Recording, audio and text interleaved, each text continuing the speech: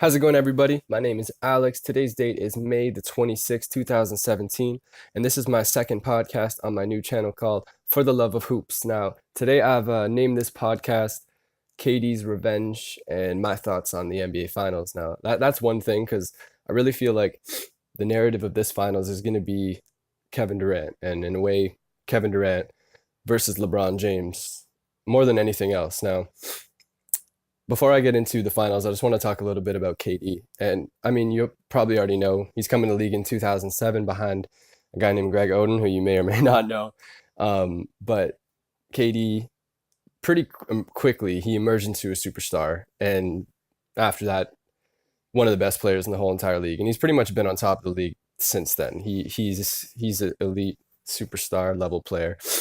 Um, and he's grown in many ways, become an MVP caliber player. In fact, he won MVP in 2014, and before that, in 2012, he met LeBron in the finals when LeBron was obviously with the Heat, and this is back when Kevin Durant was on OKC with like the young prospects they had, and they were beaten.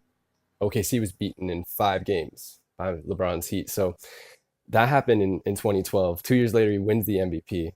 And since then, he's actually come super close to the finals last year, like within 1 game, and blew it pretty much against the Golden State Warriors.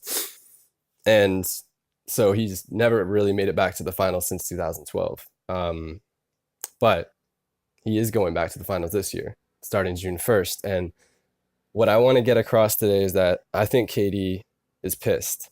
And I would go as far as say he's more pissed than any other player on his team. Any other player on the Warriors, I think KD is the one carrying the most with him into this series. So, like, I can understand why people would think like Curry, Green, and like Thompson are really pissed after blowing it last year, and I'm sure they are, like, because they did blow it. But I think that the real like redemption story here, I think the one who has the most to prove here is Kevin Durant. Uh, I'm pretty sure he knows his opportunity has come because like a few days ago on the 22nd, he said that he made the like 100% correct decision coming to the Warriors. And the only thing I could imagine why he said that at that time was the fact that he realized he was going back to the finals. And he probably realized that if he had stayed with OKC, that he would have not made it to he would not be where he is right now. So I think that making it to the finals in the first year there is a huge part of why he's so happy. So what we have on our hands here is the first rubber match in NBA Finals history. Like, this is 3 years in the making, pretty much a grudge match for both teams. And I think that what we're seeing in the finals here, definitely these two teams are defining this era. Well, LeBron James has been on top of the league forever. Since he's been in the league, has dominated, and he's represented pretty much the last 10 years, this era. And Steph Curry coming up with his different style, and the Golden State Warriors and their complete different style of basketball that they're pretty much pioneering, represents a completely different part of the era. So what happens, I think, in this finals will determine where NBA basketball will move in the next few years. But it hasn't started yet. So I'm sure like all the Warriors, like especially like their superstars, are really tired of hearing that they blew a 3-1 lead.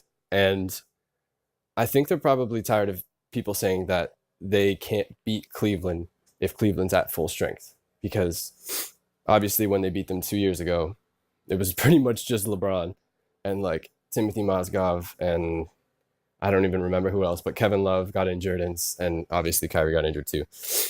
So they want to prove themselves. This being the Golden State Warriors, this being the Golden State even without Kevin Durant, because they have 2 years of this what a lot of people would call a rivalry against Cleveland. But what we have this year in this finals is pretty much a clean slate. It's like a rubber match. Like, they're both at 0 now because they both won one, and you can say what you want about last year. You know, Draymond got suspended, Andrew Bogut got hurt. And the year before, obviously, it was just LeBron putting the team on his back.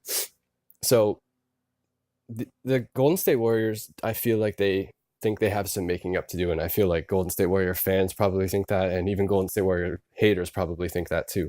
But I'm gonna go as far as say that KD is the one with the real making up to do here. I think Kevin Durant has more making up to do than any player really in on either team.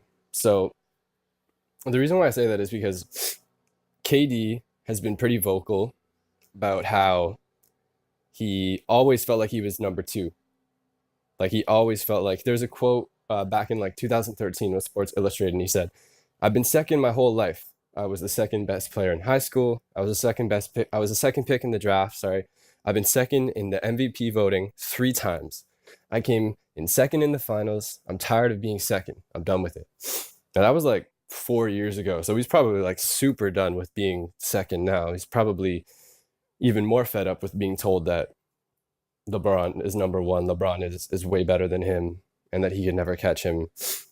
And a lot of people who say that, like they feel like they have proof because obviously LeBron has the hardware with 3 rings and so many finals appearances, and KD has no rings and 1 finals appearance. So I could, if I was Kevin Durant, I would feel like I was number two as well. Like I was I was second in line, second in place.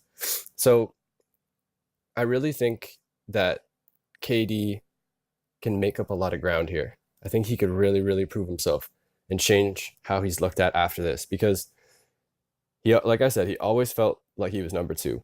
And this is his perfect chance to get back at the person that he never said was number one, but I think it goes without saying he was number two to LeBron's number one. And also he's going to get back at the guy who beat him in 2012, 4-1. And they did beat them like in a gentleman's sweep, like in 5 games. So there's that.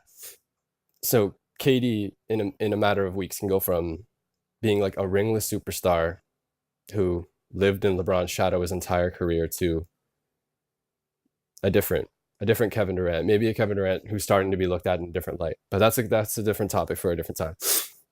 So he's going to meet LeBron in the finals again starting June 1st. And I think that they're going to be guarding each other for the most part when they're both on the floor, both being predominantly small forward. And I think that's going to be probably the same as how it was in 2012. There was a lot of LeBron on Kevin Durant and vice versa. So that's why I say that Kevin Durant's carrying more than any other Warrior into these finals, despite like how the Warriors' record-breaking season ended last year. I think what the narrative here is that KD wants to prove it in front of everybody that he could beat LeBron. So I have Kevin Durant winning the finals MVP. I think the reason for that is this is his biggest opportunity since his last one. And he's going to do everything he can to capitalize. I think he's going to do every last thing he can on the basketball court. With that being said, I think LeBron's going to have like a 3rd straight monster finals. Like he could probably average a triple-double again. If he doesn't average a triple-double, it'll be probably almost a triple-double. But because of the teams behind those 2 players, the 2 starting small forwards, I have the Warriors winning the series. And I'll say the Warriors will win it in 6 games. I think Warriors can close it out in 6. So I have Warriors going 4-2. And like, don't get me wrong, like I still think LeBron is gonna put the team on his back. And like I would bet right now that LeBron would have a better stat line by the end of the finals than KD. And I still think Kyrie is gonna go off like and do his Kyrie thing and make like crazy fadeaways and like unreal buzzer beaters and step backs and stuff like that, and probably will make Steph Curry look silly again from time to time like he did last year. And I think Kevin Love will be effective, but I'm going to say he's not as effective as he was against the Eastern Conference teams, and that kind of goes without saying because Golden State is on a whole other level than those teams. But so like for the Warriors, I see like their main core, like aside from Kevin Durant, like Steph, Draymond, and Clay, like I see them all playing well. But I'm going to go with Kevin Durant as the X factor because I think that the Warriors just have to do what they do to the best of their ability. Like they just have to play their game, the game they've been playing all season and all last season. You could argue even before that, but I'm referring to like the Steve Kerr era in Oakland. And I think that they just need to do what they do. And KD will be the X factor because KD is like their secret weapon that they didn't have last year. And it went to 7 games last year, and then they added Kevin Durant. So you've heard it said a million times already. Like I'm not going to echo these stories about KD going to the Warriors and all that, but I do see him as like their last push to try and beat LeBron because I think Kevin Durant knows it, and I think the fans in Golden State know it. The players in Golden State know it, and the whole league knows it that Kevin Durant is there to try to finally beat LeBron because he had no chance in OKC. It was obvious. He couldn't even make it back to the finals, it seemed.